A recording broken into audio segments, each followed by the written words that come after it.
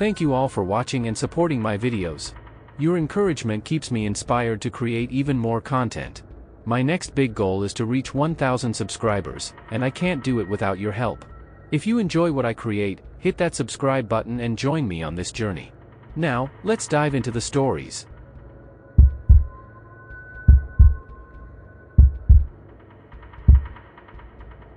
John worked as a security guard at one of the large warehouses on the outskirts of the city. The place was known for its calmness, as most of the shipments and work were finished by the evening. The night shift had always been monotonous for him, checking the cameras, monitoring the area, recording results. He often joked with his colleagues that he was probably lucky, nothing interesting ever happened on night shifts. One evening, it all started when he noticed something unusual on one of the monitors. A faint movement on the camera, a quick silhouette that passed in front of the lens. At first, John thought it was just his imagination or a minor glitch with the cameras. He checked the other screens, but there was nothing else. Probably just a shadow or a mistake, he thought, and continued with his work. But, after a few minutes, it happened again. The same movement, the same silhouette, this time closer, and it couldn't be a coincidence anymore. With his heart pounding in his chest, John got up from his chair. He grabbed the pistol he kept for unexpected situations and went to check the warehouse. He quickly checked the main rooms, looking around carefully, but there was no one on the premises. His footsteps echoed off the concrete floor, but everything around him was quiet and empty. He walked through the hallways and the warehouse, peered behind the shelves, but found no one.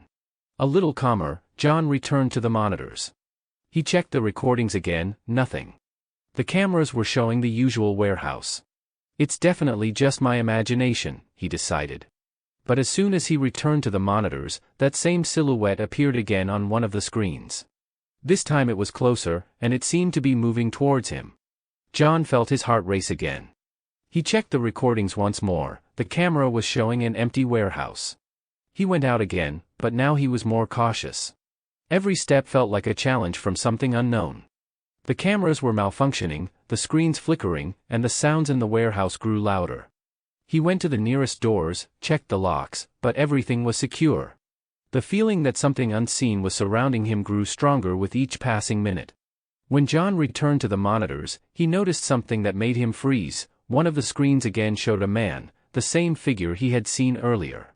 But this time, the man was standing directly in front of the camera. His eyes seemed empty, and his face expressionless. John felt his hands sweat, and his breathing became heavy.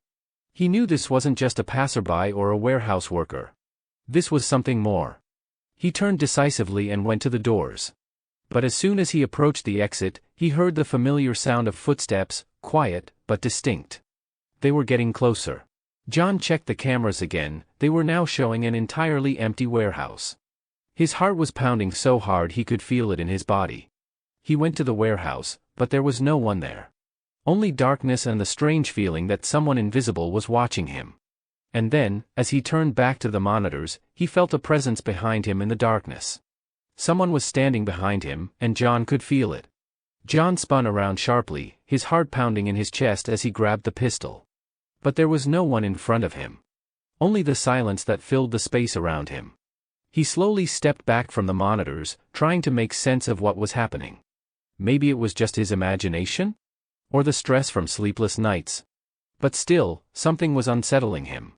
The silence was broken only by his heavy breathing. He heard footsteps. They were getting closer, the sound was real, and it couldn't be ignored. John decisively moved towards the source of the sounds. His heart raced, but he couldn't leave it like this. As he moved through the warehouse, he noticed that the noise was growing louder. These weren't sounds that a regular worker or even a criminal could make. These were footsteps that seemed inexplicable. Their rhythmic persistence had nothing to do with humans. His gaze fell on one of the doors at the end of the corridor. It was slightly ajar. The footsteps he heard seemed to be heading there. John stood in the dark for a few seconds before deciding to approach the door. He quietly went up to it, opened it, and peered inside.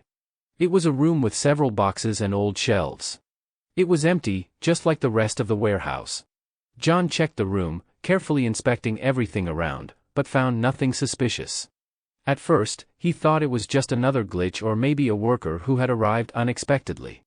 But the feeling that he was not alone wouldn't leave him. Meanwhile, the footsteps began to change direction and moved closer to the warehouse itself. John felt his heart stop for a moment. Someone was coming from his direction. The noise grew closer and closer. John opened the warehouse door and, hiding in the darkness, froze. Now he could hear it clearly. Someone was breathing. Was it a ghost? Or maybe just the psychological pressure? The footsteps were now echoing through the warehouse. He knew he couldn't stay in place. Every second was crucial. He stood up, moved to the door, and sneaked through the dark warehouse, following every sound. But suddenly, all the lights went out. The darkness became absolute, and John felt his mind fill with dread. John tried to calm himself, but his breathing grew heavier. The darkness around him was so thick that he couldn't even make out the outlines of his own hands. Only the sound of his footsteps and his heart pounding wildly in his chest reminded him that he was still there. He crouched down, searching for his phone in his pocket, trying to turn on the flashlight. But there was no signal.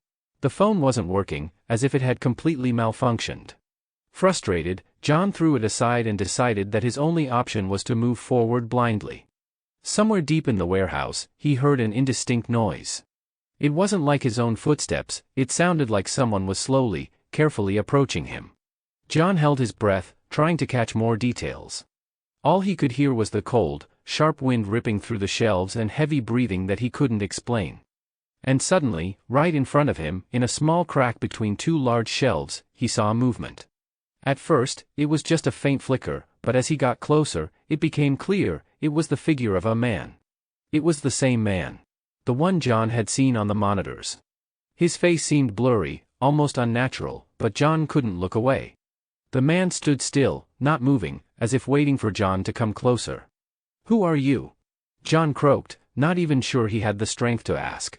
The man didn't answer. Instead, he began to slowly move forward, his footsteps silent, but John could feel the cold presence from them. Fear gripped his throat. "You need to leave," John barely uttered, trying not to show his fear. "This is not your place." But the man only smiled, and his eyes became hollow, an expression so lifeless it seemed unreal. Without hesitation, John rushed back toward the door, and behind him, the footsteps followed relentlessly. He hurried so fast that he didn't notice how he started to lose his way in the labyrinth of the warehouse corridors. Only the sound of his breathing broke the silence around him. "You can't escape him," he thought, but he didn't stop. When John finally reached the exit, the door was still locked. His mind was literally being torn apart by the fact that he couldn't find a way out. It seemed as though the entire warehouse began to change, trapping him in its snare. The feeling that the man was everywhere was unbearable. Then, the man appeared again in the corridor, and this time he wasn't alone. Several other figures silently approached John. "This is the end," one of them whispered ominously, and John felt his legs go weak. He couldn't take it anymore. Something was wrong with this place, but he didn't know if he would ever find an exit. Or if he would even escape alive. John stood still as the strange figures gathered around him. His hands trembled, and sweat dripped down his forehead. He couldn't take his eyes off their lifeless gazes. Every movement seemed too slow, as if he were in a nightmare where time had slowed to a crawl. "What do you want from me?" His voice sounded almost hopeless, but he still held the gun in his hands, though he wasn't sure he could even use it. The silence was broken by a faint laugh, dry, ominous, like an echo of something ancient and terrifying. One of the men, with an expressionless face, approached John. His movements were precise and deliberate, and his eyes burned with emptiness. "You can't leave," he said. John, feeling the fear completely take over, decided he couldn't just give up. He stepped back a few paces, but the figures kept advancing. His heart beat so loudly that he thought it might explode from his chest. Suddenly, he stopped, watching as one of the figures began to dissolve into the darkness. The others remained motionless, but for some reason, their presence became less palpable. John stared at them in confusion until he finally noticed that the walls of the warehouse were slowly starting to vanish, as if they were dissolving into the darkness themselves. Not believing his eyes, he suddenly ran toward the door. As he passed through them, he found himself outside. Taking in the fresh air, he couldn't believe it was all real. But when he looked back, he saw the warehouse doors slowly closing behind him. It seemed as though the darkness was once again creeping in, swallowing everything around him. And even though he was outside, he knew this wasn't the end. John didn't look back. He ran until he reached the nearest street, and only when he was among people did he realize that this was probably not just a nightmare. It was only the beginning of something he couldn't understand. From that time on, he never worked at the warehouse again.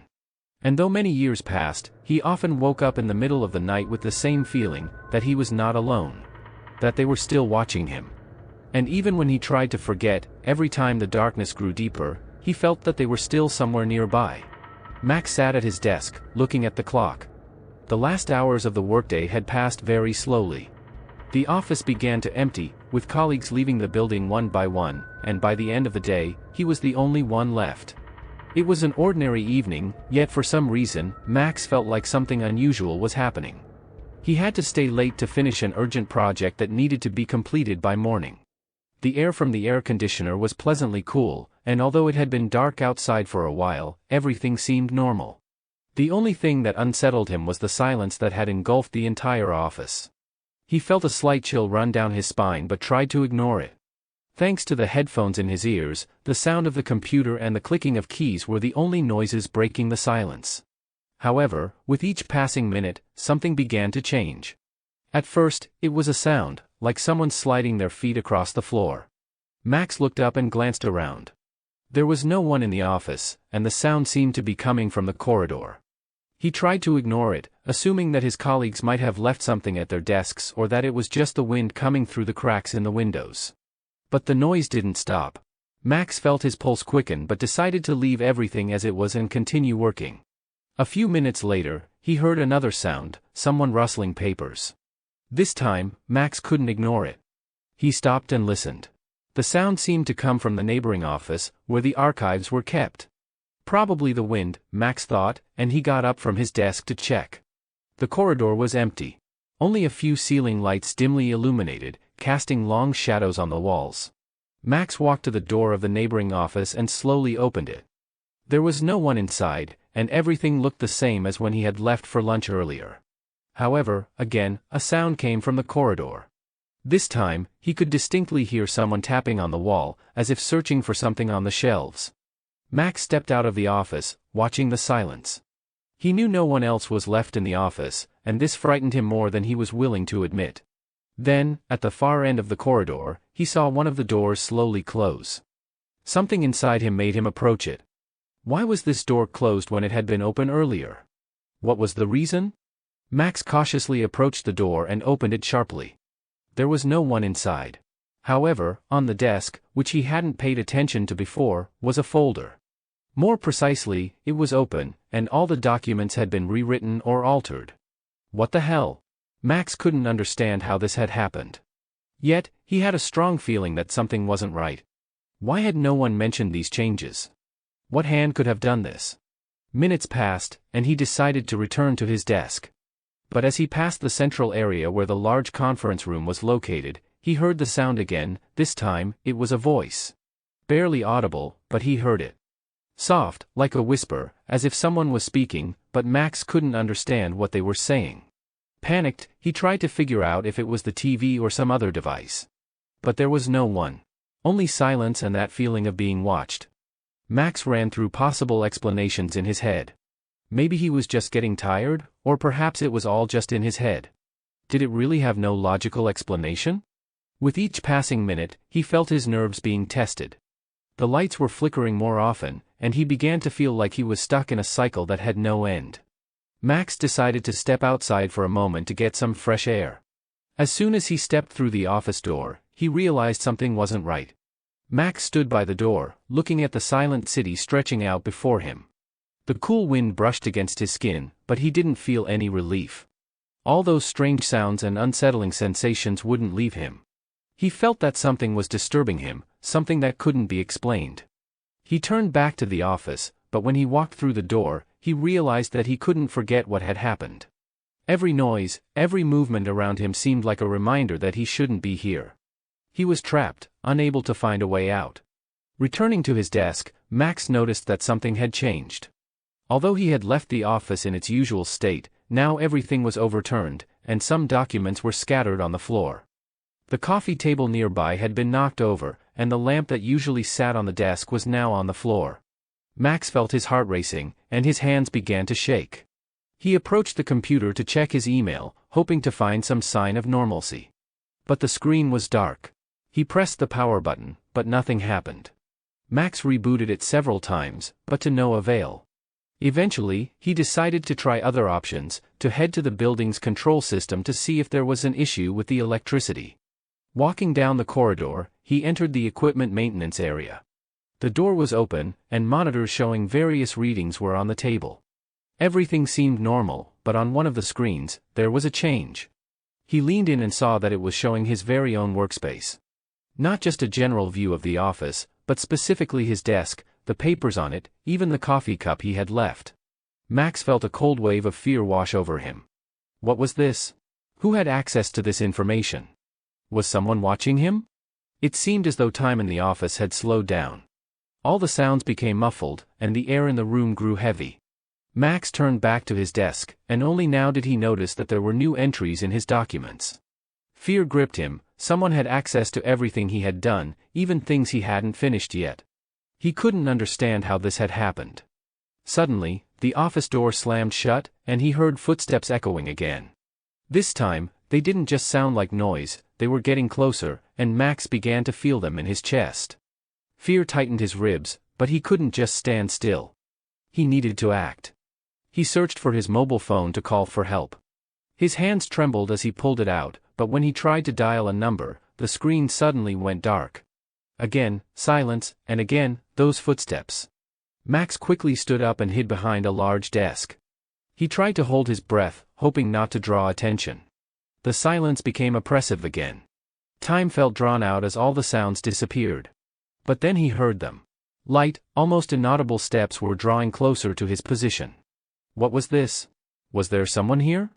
Who could be in the office? Max began to wonder if he was losing his mind. All these noises, all these changes, they couldn't be real. Outside, he heard the door creak open, and it seemed like someone was standing before him.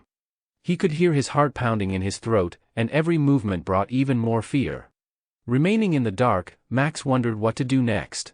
Max clenched his fingers on the desk, feeling his hands sweat from nervous tension. The room was dark, with the only source of light being a faint bulb flickering dimly in the far corner. The footsteps outside finally faded, and the silence grew even more uncomfortable, almost repulsive. Time seemed to freeze, and Max felt every moment stretch into an endless nightmare.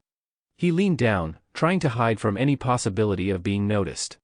It felt as if his breath was louder than before, and every movement seemed unnervingly loud. He had lost track of time. He couldn't tell exactly how long it had been since he was left alone in the office. Suddenly, he heard the creak of the door. At first, it was barely noticeable, but then it grew louder, as if someone was trying to enter. Max dropped to the floor, hiding behind the desk, and tried not to breathe. He heard the door slowly opening, and a faint light from the corridor seeped into the room. With every second, the shadow on the floor seemed more menacing. Max didn't dare look, he just listened, his heart pounding in his throat. Footsteps again. They were clear, confident. Someone was coming toward him. And that someone seemed to know he was there. How was this possible? Why did this office feel so foreign, so not his own? All these movements, everything, had become absurd. Max began to slowly retreat, trying to make as little noise as possible. He quietly crept toward the back door of the office, hoping it wouldn't be locked, and praying that no creak or sound would alarm him. But when he was almost at the door, he heard a voice, as if echoing directly from behind him. "You can't escape." Max froze, his heart stopping in his chest. He felt everything tighten inside him, cold sweat running down his back once again. He didn't turn around. He didn't want to see who it was. But his instincts told him it was someone who had been watching him from the beginning. Someone who knew more than they should. Max suddenly realized that he had no choice left. He slowly turned around and looked.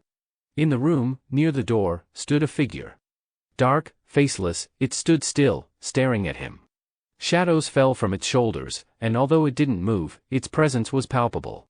Something about its posture made Max feel that this was not just a person. This was someone he shouldn't have met, someone who shouldn't be here. "Who are you?"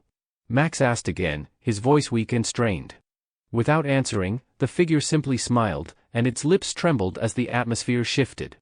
All the colors around him became more saturated, and it felt as though the entire world revolved around this figure. Max clenched his fists, feeling that his battle with this unknown horror had only just begun. He couldn't just stand aside. It was time to act. He made a sudden move, and without thinking of the consequences, he rushed toward the door. He believed he could escape, but the closer he got, the harder it was to breathe. His vision blurred, and all his efforts focused on just one thing: not to stop. But the door remained closed. The moment Max tried to open it, he felt everything around him begin to move, as though the building itself was changing, deforming, pulling him into its depths. For a long, endless time, he pulled at the door, trying to escape the trap. But it was locked, and it felt as if everything around him refused to let him go. And then, that voice again. "You won't get out." Max felt all his strength leave him. He couldn't explain what was happening, but knowing that he couldn't escape was the most terrifying thing. Max felt the shadow around him growing even denser, its cold embrace pressing against his chest, seemingly making it impossible to breathe. His heart raced wildly, and his fingers seemed to refuse to obey. The words that had been spoken bitterly echoed in his head, and he couldn't shake the feeling that he was trapped with no way out. It felt as if the walls of the office were closing in, submitting his will to their invisible chains. The presence of the figure by the door became more palpable, and the shadows on the walls began to shift, as though the walls themselves were coming to life. Max tried to remember how he had gotten here, how he ended up in this room, but nothing made sense, and all his attempts to make sense of it felt hopeless. Then, he heard that voice again. "You can't escape." And suddenly, something shifted inside Max's heart. All the thoughts that had tormented him for so long began to dissipate. He realized he couldn't remain passive, that these fears were just the result of his own doubts. The true strength was inside him, and he couldn't let himself be broken. Max lifted his head, looking into the eyes of his unseen adversary, and for the first time that night, he felt clarity. He clenched his fists again, trying to steady his breath. The shadows that had enveloped him seemed less terrifying, and even the figure by the door no longer appeared as horrifying. "I'm not afraid," he said, not knowing where the words came from, but they sounded confident. "I stay." And suddenly, as strange as it seemed, the figure stepped back. It didn't disappear, but the shadows began to dissipate, and even the air felt lighter. Max stood still, and in the doorway, which had opened once more, there was nothing. Everything became silence. Unable to believe what had just happened, Max left the office, as if everything that had occurred was merely a nightmare. He walked down the corridor, feeling more and more that he was leaving this place behind. And although he didn't fully understand what had happened, he knew he would no longer allow his fears to control him. When Max finally stepped outside, he lifted his head and saw the dark sky, which now seemed so familiar and no longer so frightening. There was no wind blowing in his face, but he felt a certain freedom deep inside himself. He turned and walked into the night, feeling that this place, this office, no longer held him in its shadows. But inside him remained the feeling that sometimes, we cannot choose when our greatest fears stand right before us. And Max didn't know if he would ever forget what he had experienced that night.